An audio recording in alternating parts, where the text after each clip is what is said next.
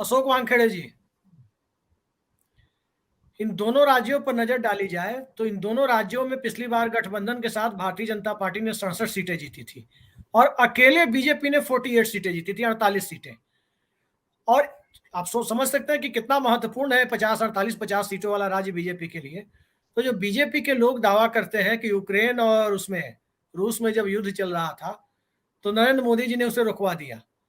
फिर ये विवाद तो अपने देश का मामला है, वो तो चाहे तो 2 मिनटों में रुकवा सकते हैं, क्यों नहीं रुक रहा है? क्या है, एक आदमी की दूर की नजर होती है, एक नजदीक की नजर होती है।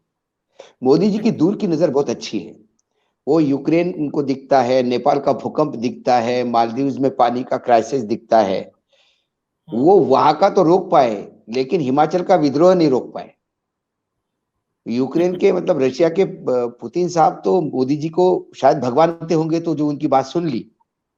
लेकिन यहाँ जो विद्रोही लोग थे उन्होंने वो टेलीफोन कन्वर्सेशन पब्लिक करके बता दिया कि हम नहीं आपकी बात सुनते, हम तो चुनाव लड़ेंगे। रही बात चावके साहब ने जो कही, मुझे लगता है उसी में तथ्य है। ये मैन्युफैक्चर्ड है। ये चुनाव के समय अभी बहुत सारी चीजें हो रही है। एक मैंने खबर ये भी सुनी कि हलाल मीट को लेके कोई प्रस्ताव भी विधानसभा में कोई बिल लाने का प्रयास कर रहे हैं कि हलाल मीट ही होना चाहिए, झटका मीट बैन करना चाहिए, मतलब हलाल मीट बैन करना चाहिए, झटका मीट ही होना चाहिए। ये सारी चीजें, क्योंकि जब सरकार के पास करने के लिए कुछ नहीं है, भ्रष्टाचार चरम पे है, नॉन परफॉर्मिंग गवर्नमेंट है, और येदुरप्पा के जगह पे यदि आपने उनको लाया, बोम्मई को, लिंगायत हो सकते हैं, लेकिन येदुरप्पा की जो पकड़ है लिंगायतों में, वो जरूरी नहीं कि कोई भी लिंगायत उतना ही बड़ा नेता हो। तो सवाल ये है कि येदुरप्पा को निकालने के बाद जो वहां लोकल बॉडीज इलेक्शन में डिफीट मिली, उसके बाद उन्होंने उनको पार्लियामेंट्री बोर्ड में लिया तो है, लेकिन येदुरप्पा जी ने कहीं ये भी कह दिया कि जो बूंद से गई वो हौद से नहीं आएगी। तो आपने मुझे भले ही वो जो मुख्यमंत्री पद से निकाला है उसके लिए वो एक अड़चन तो है ही, मतलब वहां पे। और राहुल गांधी को जो अभूतपूर्व रिस्पांस बेंगलोर में मिला, जो बेंगलोर की उनकी रैली थी, मैं काफी लोगों से मैंने बात की तो उनका कहना है कि ऐसी रैली कभी हुई नहीं बेंगलोर। तो ये सारे पृष्ठभूमि पे बीजेपी को यदि चुनाव लड़ना है तो बीजेपी को दो चीजें वहां करनी होगी। एक तो हिंदू मुसलमान करके, जो श्री राम सेना, बजरंग दल और जो बाकी आउटफिट है उनको एक्टिव करके, मेले में मुसलमानों की दुकानें नहीं लगेगी, मुसलमान ड्राइवर है तो टैक्सी नहीं लेंगे, कई चीजें, हलाल, इसके बाद हिजाब हो गया था, उसके बाद हलाल का चल रहा है, ये इससे पोलराइजेशन करने का प्रयास करते हैं। और बहुत सारा वोटर जो है, जो बॉर्डर एरिया का है, उसको आप अस्मिता से जोड़ते हैं, कर्नाटक अस्मिता से। देखिए, महाराष्ट्र और कर्नाटक का बॉर्डर का जो इश्यू है, ये दोनों राज्यों के लिए अस्मिता का इश्यू है। ये सुप्रीम कोर्ट में मामला चल रहा है, इसमें कोई जबरदस्ती, ये इश्यू जब सुप्रीम कोर्ट में चल ही रहा है तो वेट फॉर द डिसीजन। इसके पहले ये बोलने की क्या जरूरत है कि हम एक जमीन नहीं देंगे और हम तुम्हारे 40 गांव लेके रहेंगे? अरे लेट द कोर्ट डिसाइड। उसके पहले कर्नाटक के गवर्नर और हमारे कोश्यारी जी, इनको पता नहीं क्या सूझी, कोल्हापुर में एक मीटिंग कर ली। ये मीटिंग क्यों की? जब सुप्रीम कोर्ट में मामला चल ही रहा तो उसी में होने दीजिएगा। फिर वो 40 गांव बोलते हमारे हैं, वो बोलते मराठी हमारे हैं। ऋषिकेश जी, आप कैमरा ऑन कर लें जी, कंटिन्यू करें। उसके बाद ये हुआ कि वहां पर जो महाराष्ट्र के कर्नाटक के ट्रक गए थे उनके ऊपर पथराव हुआ। जो कन्नड़ लोग महाराष्ट्र में हैं उनकी जान बिल्कुल गले में आ चुकी है, उनको लगता है कि इनके इसमें हम पीछे जाएंगे। महाराष्ट्र में भी लगातार बीजेपी की सरकार, केंद्र में, सही कहा चावकी जी ने, कर्नाटक में भी है और महाराष्ट्र में भी है। अब महाराष्ट्र की सरकार के लिए बड़ी ये दुविधाजनक स्थिति हो गई। आप ज्यादा हमलेवार हो जाओ तो ऊपर से आका गुर्राते हैं दिल्ली से कि अभी तुम्हारे यहाँ चुनाव में टाइम है, जब तुम्हारा चुनाव आएगा तब तुम्हारी साथ देंगे, अभी कर्नाटक को करने दो जो करना है। तो हमारे मुख्यमंत्री बड़े वहां से शेर बन के आते और बिल्ली बन के जाते दिल्ली से। दूसरी ओर वहां से बोम्मई कहते कि हमारी अमित शाह जी से बात होगी लेकिन हम हमारे क्लेम छोड़ेंगे नहीं। इतनी बदतमीजी करने की औकात बोम्मई की नहीं है, लेकिन उनका ये है मैं बोलते रहूंगा तो करते जाना। ये जो बीजेपी का पुराना टैक्टिस है वही इंप्लीमेंट हो रहा है। तो कुल मिला के ये इश्यू है ही नहीं, ये कोर्ट में है, सुप्रीम कोर्ट में, लेट द कोर्ट डिसाइड। लेकिन all of a sudden court के किसी इशू को आप निकाल के बार बार उसका बैंड बजाते हो, ट्वीट करते हो, रीट्वीट करते हो। अब आज मुख्यमंत्री, जो पूर्व मुख्यमंत्री और वर्तमान मुख्यमंत्री आदरणीय देवेंद्र फडणवीस, महाराष्ट्र के जो लाडले नेता है, उन्होंने एक नई बात मार्केट में दी। उन्होंने कहा कि बोम्मई कह रहे कि वो ट्वीट मैंने किए नहीं। बताओ, मुख्यमंत्री के अकाउंट से कोई ट्वीट कर रहा है और मुख्यमंत्री को पता नहीं है। और आईटी हब है कर्नाटक, बैंगलोर, और वहां ये हालत होगी तो झारखंड वारखंड में क्या होगा हमारे, जो पिछड़ा प्रदेश है। एक और बड़ी बात उन्होंने कही है, शायद आपने ध्यान हाँ नहीं दिया है, फडणवीस साहब ने कहा है कि एक साजिश है कि जो गुजरात का बॉर्डरिंग एरिया के कुछ गांव उनको गुजरात में शामिल करो, कुछ तेलंगाना आंध्र हाँ। के उन्हें आंध्र में शामिल करो। तो नहीं गुजरात पे नहीं, हमला करने की बात अरे अब तक कैसे चलेगा? अभिषेक जी बहुत पहले मुझे केसीआर जो है तेलंगाना के मुख्यमंत्री, उन्होंने व्यक्तिगत रूप से मुझे बताया था कि कई गांव महाराष्ट्र के तेलंगाना में आना चाहते हैं, नांदेड़ जिले के। वो हम्म। इसलिए कि 24 घंटा पानी, मुफ्त में बिजली, 10,000 रुपए एकड़ किसानों को मिलेगा, तो कौन नहीं जाएगा भाई उस राज्य में।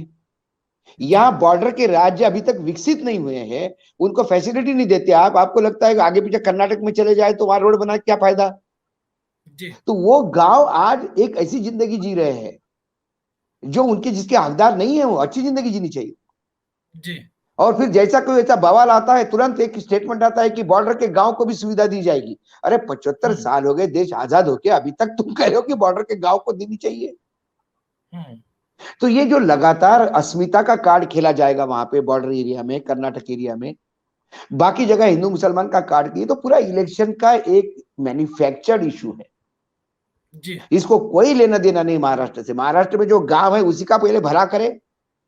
महाराष्ट्र में और लोग बुला बुला के क्या आत्महत्या करने के लिए लोग कम पड़ रहे तुम्हारे पास जो लोग जोड़ रहे हो। कर्नाटक 40 गांव मांग रहा है, पहले अपने तो जो गांव है उनको तो ठीक से करो। जी। तुम महाराष्ट्र के गांव मांग रहे हो। ये जो डिमांड हो रही है ये आउट ऑफ ब्लू आई, कहीं से कोई ऐसा इश्यू नहीं था। कोई किसी ने कविता नहीं लिखी, किसी ने कोई लेख नहीं लिखा, कोई किताब रिलीज नहीं हुई। एकाएक उन्होंने कहा कि हमको 40 गांव चाहिए। अरे भाई कोर्ट में है मामला, होने दो ना। में इसका सेशन महाराष्ट्र की विधानसभा का भी शुरू हो रहा है। तो जो ईडी सरकार है, एकनाथ देवेंद्र सरकार, इस पूरे मामले में उसका इकबाल भी दांव पर है। आगे आने वाले समय में आपको क्या दिखाई देता है महाराष्ट्र के पर्सपेक्टिव में? कोई इकबाल दाव पे नहीं है, ये हमें लगता है। जी अभी कर्नाटक के चुनाव है, अभी इनको दबाया जाएगा, थोड़ा कर्नाटक को रिलीफ दिया जाएगा, तो कर्नाटक की जनता कहेगी देखो बीजेपी ने कर्नाटक की अस्मिता कर दी, महाराष्ट्र के नेताओं को ठोक दिया, बीजेपी के साथ चला जाए। उसके बाद महाराष्ट्र के चुनाव आएंगे, तब कर्नाटक को डांटा जाएगा। फिर महाराष्ट्र के मुख्यमंत्री को बोला जाएगा कि हम तुम्हारे साथ हैं। ये बोलेंगे देखो केंद्र हमारे साथ है, बेलगांव लेके रहेंगे। वो भी लोग बोलेंगे कि जय जय बीजेपी। ये सिर्फ मूर्ख बनाने की काम है, इतने सालों से मूर्ख बना रहे, सारी पॉलिटिकल पार्टीज बुला रहे। तो विवेक जी सही कह रहे थे भाई साहब, ऐसा भी समय आया कि केंद्र में कांग्रेस, महाराष्ट्र में कांग्रेस, कर्नाटक में कांग्रेस, क्यों नहीं हुआ सॉल्व? बीजेपी बीजेपी बीजेपी क्यों नहीं हो रहा है सॉल्व? अरे कश्मीर का इशू सॉल्व हो जाए तो भारत पाकिस्तान क्या करेंगे? वहां के नेता क्या बेचेंगे? हमारे यहाँ मतलब आप बेलगांव यही ठीक, कह रहे अच्छा हैं सबसे, जो ऋषि मैं जैसी कह रहे बेलगांव हैं वही गया, बात आप कह रहे मैं एक साल पहले बेलगांव गया था। बेलगांव में जो यूथ है वहां का, चाहे मराठी हो चाहे कन्नड़ हो, अब वो इस इशू से ऊपर उठ चुका है। वो पैदा कर्नाटक में हुआ, वही कन्नड़ बोलता है और सब कुछ करता है। जी मेरे ब्रदर गोकक में पोस्टिंग थी उनकी, मद्रास फर्टिलाइजर में। जी जो मेरी भतीजी थी, वो छोटी बच्ची थी 4 साल की, उसने 1 साल में कन्नड़ पिकअप कर लिया। तो कोई डीलर आता था जिसको हिंदी ठीक से नहीं आती थी, उस भतीजी के लिए एक चॉकलेट लेके आता था, बोलता था, वो उसको कन्नड़ में बताता था, वो हिंदी में बताती थी। वो सब 22 साल की लड़की इंटरप्रेटर वो बन गई थी। तो उस लड़की को ये मालूम नहीं कि मैं वानखड़े हूं, मुझे मराठी बोलना चाहिए। घर में मराठी बोलती थी, बाहर कन्नड़ बोलती थी। मेरा बेटा पंजाब, इधर दिल्ली में पैदा हुआ, उसके हिंदी में पंजाबी शब्द बहुत आते हैं, घर में मराठी बोलता है टूटी फूटी। तो कल ये जो है ना, अब लैंग्विस्टिक झगड़े ये खत्म हो जाने चाहिए। राज ठाकरे का क्या है, उसका कोई नहीं, राज ठाकरे का कोई लोकल स्टैंड ही नहीं है। राज ठाकरे बिल्कुल एमआरपी जैसा इन्होंने बोला वो है, जिसकी सत्ता है उसके साथ चले जाते हैं। मैं वही आपसे पूछ रहा हूं कि जो बात अभी देसाई साहब ने कही कि पॉलिटिशियन एमआरपी होते हैं लेकिन बिकते कॉस्ट प्राइस पर है, क्या इनकी बात से आप सहमत हैं? बिल्कुल सहमत हूं।